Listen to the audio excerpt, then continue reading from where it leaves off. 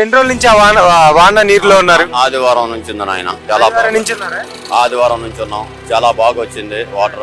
అయినా గవర్నమెంట్ కూడా బ్రహ్మాండంగా చేసింది ఆ సేవ.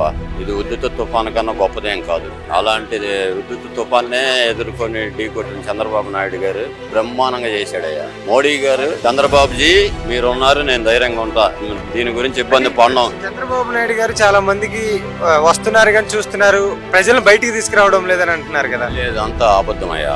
బయటికి రాకపోతే ఇక్కడ రోడ్డు మీదకి ఎందుకు వచ్చారు వీళ్ళు? మీరు కూడా ఆలోచించాలి. మరి అక్కడే ఉండిపోయి కొట్టుకుపోయి తేలాడాలిగా. ఇక్కడికి ఎందుకు వచ్చారు? ఫ్లై ఓవర్ మీద తప్పది. చంద్రబాబు గారు చేయాల్సిన వరకు చేశారు ఆయన. ఏంటి ఏ సీఎం కూడా అంతకు మించి చేయలేడు.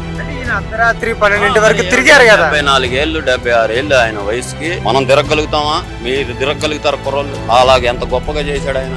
ఆయన విమర్శించకూడదయ్యా. బ్రహ్మాండంగా వాటర్ అందించాడు, పాలు అందించాడు, భోజనం అందించాడు, ఫ్రూట్స్ అందించాడు. ఎంత గొప్పగా చేశాడంటే